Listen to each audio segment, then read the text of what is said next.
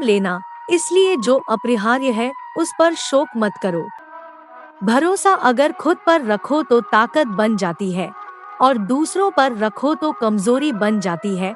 आप कब सही थे इसे कोई याद नहीं रखता है, लेकिन तुम कब गलत थे इसे सब लोग याद रखते हैं। मैं किसी के भाग्य का निर्माण नहीं करता और ना ही किसी के कर्मों के फल देता हूँ। मनुष्य कितना भी गोरा क्यों ना हो, परंतु उसकी परछाई सदैव काली होती है। मैं श्रेष्ठ हूँ यह आत्मविश्वास है, लेकिन सिर्फ मैं ही श्रेष्ठ हूँ यह अहंकार है। मैं सभी प्राणियों को समान रूप से देखता हूँ, ना कोई मुझे कम प्रिय है ना अधिक, लेकिन जो प्रेम पूर्वक आराधना करते हैं वो मेरे भीतर रहते हैं और मैं उनके जीवन में आता हूँ। तुम्हारा क्या गया जो तुम रोते हो? तुम क्या लाए थे जो तुमने खो दिया? तुमने क्या पैदा किया था जो नाश हो गया?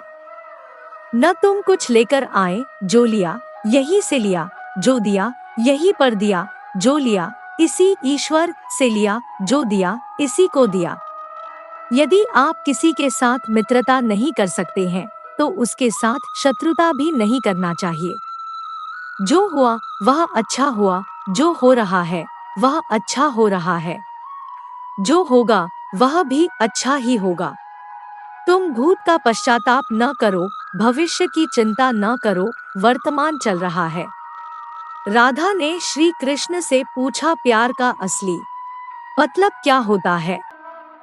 श्री कृष्णा ने हंसकर कहा, जहाँ मतलब होता है वहाँ प्यार ही कहाँ होता है। मेरे भी कई जन्म हो चुके हैं, तुम्हारे भी कई जन्म हो चुके हैं। ना तो यह मेरा आखिरी जन्म है और ना यह तुम्हारा आखिरी जन्म है। प्रेम एक ऐसा अनुभव है जो मनुष्य को कभी परास्त नहीं होने देता और घृणा एक ऐसा अनुभव है जो मनुष्य को कभी जीतने नहीं देता। श्री कृष्ण जी कहते हैं, जिस व्यक्ति को आपकी किरण नहीं, उसके साथ खड़े रहने से अच्छा है आप अकेले रहे। परिवर्तन इस संसार का नियम है। कल जो किसी और का था आज वो तुम्हारा है एवं कल वो किसी और का होगा। प्यार और तकदीर कभी साथ नहीं चलते, क्योंकि जो तकदीर में होते हैं उनसे कभी प्यार नहीं होता और जिससे हमें प्यार हो जाता है वह तकदीर में नहीं होता। श्री कृष्ण कहते हैं, मनुष्य को जीवन में श्रेष्ठ बनने का प्रयास अवश्य करना चाहिए, परंतु जीवन में हमेशा उत्तम ही रहना चाहिए। हर कीमती चीज को उठाने के लिए झुकना ही पड़ता है। माँ और पिता का आशीर्वाद भी इनमें से एक है। अगर व्यक्ति शिक्षा से पहले संस्कार, व्यापार से पहले व्यवहार और भगवान से पहले माता पिता को पहचान ले तो जिंदगी में कभी कोई कठिनाई नहीं आएगी। स्वार्थ से रिश्ते बनाने की कितनी भी कोशिश करें वो कभी नहीं बनते हैं और प्रेम से बने रिश्तों को कितना भी तोड़ने की कोशिश करें वो कभी नहीं टूटते। हर किसी के अंदर अपनी ताकत और अपनी कमजोरी होती है। मछली जंगल में नहीं दौड़ सकती और शेर पानी में राजा नहीं बन सकता, इसलिए अहमियत सभी को देनी चाहिए। श्री कृष्ण कहते हैं, एक बार माफ करके अच्छे बन जाओ पर दोबारा उसी इंसान पर भरोसा करके बेवकूफ कभी न बनो। कभी भी स्वयं पर घमंड मत करना, पत्थर भी भारी होकर पानी में अपना वजूद खो देता है। हद से ज्यादा सीधा साधा होना भी ठीक नहीं, क्योंकि जंगल में सबसे पहले सीधे पेड़ों को काटा जाता है। अच्छी किस्मत के लोग थोड़ा भी बुरा होने पर भगवान को कोसते हैं और बुरी किस्मत के लोग थोड़ा भी अच्छा होने पर भगवान का स्मरण और धन्यवाद करते हैं। बुरे कर्म करने नहीं पड़ते, बस हो जाते हैं और अच्छे कर्म होते नहीं करने पड़ते हैं। कृष्ण कहते हैं, अहंकार मत कर किसी को कुछ भी देकर, क्या पता तू दे रहा है या पिछले जन्म का कर्जा चुका रहा है। अहंकार करने पर इंसान की प्रतिष्ठा, वंश, वैभव तीनों ही चले जाते हैं। जिंदगी के इस रण में खुद ही कृष्ण और खुद ही अर्जुन बनना पड़ता है। रोज अपना ही सारथी बनकर जीवन की महाभारत को लड़ना पड़ता है। क्या सदा मौन रहना उचित है? नहीं इतिहास साक्षी है। संसार में अधिक विपदाएं इसलिए आई क्योंकि समय पड़ने पर मनुष्य उसका विरोध नहीं कर पाया। जब मनुष्य को अपने धर्म पर अहंकार हो जाता है, तब उसके हाथों अधर्म होने लगता है। यह सच बात है कि भूल करके इंसान कुछ सीखता है, परंतु इसका यह मतलब नहीं कि वह जीवन भर भूल करता रहे और कहे कि हम सीख रहे हैं।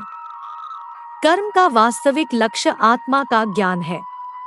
हम जो कुछ भी है, वह हमने जो सोचा है उसका परिणाम है। हम अपने विचारों से बने हैं, हम अपने विचारों से ढाले जाते हैं। ऐसा कोई समय नहीं था जब मैं नहीं था, न आप, न ही इनमें से कोई राजा, न ही कोई भविष्य है जिसमें हम नहीं रहेंगे। अज्ञानी लोग सोचते हैं कि ज्ञान और क्रिया अलग अलग है, लेकिन ज्ञानी उन्हें एक ही मानते हैं। जिस प्रकार इस शरीर में रहने वाला बचपन, युवावस्था और वृद्धावस्था से गुजरता है, उसी प्रकार मृत्यु के समय वह केवल दूसरे प्रकार के शरीर में प्रवेश करता है। बुद्धिमान इसके बहकावे में नहीं आते। न यह शरीर तुम्हारा है और न तुम इस शरीर के। यह शरीर तो अग्नि, जल, वायु, पृथ्वी, आकाश से बना है और इसी में मिल जाएगा, परंतु आत्मा स्थिर है। फिर तुम क्या हो? तुम अपने आप को मुझे अर्पित करो। यही सबसे उत्तम सहारा है।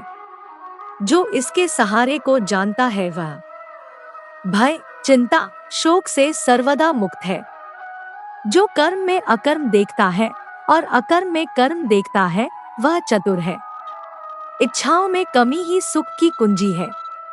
कोई भी व्यक्ति जो अच्छा काम करता है, उसका कभी भी बुरा अंत नहीं होगा, चाहे यहाँ या आने वाले संसार में। जो पहले विष जैसा लगता है, लेकिन अंत में अमृत जैसा स्वाद लेता है, यह सत्व का आनंद है, जो स्वयं के साथ शांति से पैदा हुआ है। उम्मीद ही आपको रिश्ते में कमजोर बनाती है। उम्मीद का जन्म आपके मन में ही होता है। शांत, नम्रता, मौन, संयम और पवित्रता, ये मन के अनुशासन है। सभी स्वार्थी इच्छाओं पर काबू पाना पर्याप्त नहीं है, स्वामित्व और अहंकार को वश में करना भी आवश्यक है, जिसे तुम अपना समझकर मग्न हो रहे हो। बस यही प्रसन्नता तुम्हारे दो खोन का कारण है। कर्म मुझसे नहीं चिपके रहते क्योंकि मैं उनके परिणामों से जुड़ा नहीं हूँ। जो लोग इसे समझते हैं और इसका अभ्यास करते हैं, वे स्वतंत्रता में रहते हैं। जो मनुष्य प्रकृति के गुणों से अनासक्त है और जो पूरी तरह से दिव्य ज्ञान में स्थित है, उसका कार्य पूरी तरह से परात्परता में विलीन हो जाता है। अभी निराश मत हो, क्योंकि तेरा वक्त कमजोर हो सकता है, तू नहीं। भले ही दुर्बलता ईश्वर द्वारा दी जाती है, लेकिन गरिमा मनुष्य के मन को स्वयं निर्मित करती है। अंत में सभी आत्माओं को परमात्मा में मिल ही जाना है, यही तो आत्मा का अंतिम लक्ष्य है। सभी जीव मुझ में है और मैं सभी जीवों में हूँ। तुम्हारे कर्म ही तुम्हारे भाग्य के निर्माता है। तुम्हारा मोह ही तुम्हारे दुखों का कारण है। आज वो तुम्हारा है, कल वो किसी और का होगा, इसलिए व्यर्थ का पछतावा मत करो। वर्तमान में जीना और उसका अनुभव ही जीवन है। आत्मा अमर है, न तो इसे कोई शस्त्र काट सकता है और न ही अग्नि इसे जला सकती है। जल इसके तेज को बुझा नहीं सकता और न ही वायु इसे सुखा सकती। किसी और के जीवन की नकल को पूर्णता के साथ जीने की तुलना में अपने भाग्य को अपूर्ण रूप से जीना बेहतर है। आप बुराई से कुछ समय के लिए बच सकते हो, लेकिन बुराई तो तुम्हें हजारों की भीड़ में भी तुम्हें ढूंढ लेगी, जैसे गायों की झुंड में बछिया अपने माँ को ढूंढ लेती। सभी जीवों का निर्माता मैं हूँ। किसी जीव को कष्ट देकर तुम मुझे खुश कैसे देख सकते हो? कृष्ण का सेवक बनकर ही जीवन सफल होता है। चिंता नहीं, चिंतन करो। घमंड व्यक्ति को ले डूबता है। मैं विधाता होकर भी विधि के विधान को टाल नहीं सकता। मन सफेद कपड़ा है, इसे जिस रंग में डुबाओगे वही रंग चढ़ जाएगा। उठो, श्री कृष्ण के चरणों का वंदन करो। लज्जा और अभिमान छोड़ दो, मन को निर्विकल्प कर लो और वृत्ति को सावधान करके हरिचरणों का वंदन करो। जीवन में सुख ही सुख है यदि हम आशाओं का त्याग कर दें। जीवन में आधे दुख का कारण आशाएं बड़ी होना है। क्रोध की अवस्था में भ्रम जन्म लेता है। भ्रम बुद्धि को नष्ट कर देती है और बुद्धि के नष्ट होते ही व्यक्ति का पतन हो जाता है। मैं सभी प्राणियों को समान रूप से देखता हूँ। मेरे लिए कोई बड़ा छोटा, अमीर गरीब नहीं है। ना कोई मुझे कम प्रिय है, ना अधिक, लेकिन जो मेरी प्रेम पूर्वक आराधना करते हैं, मैं सदैव उनका हूँ।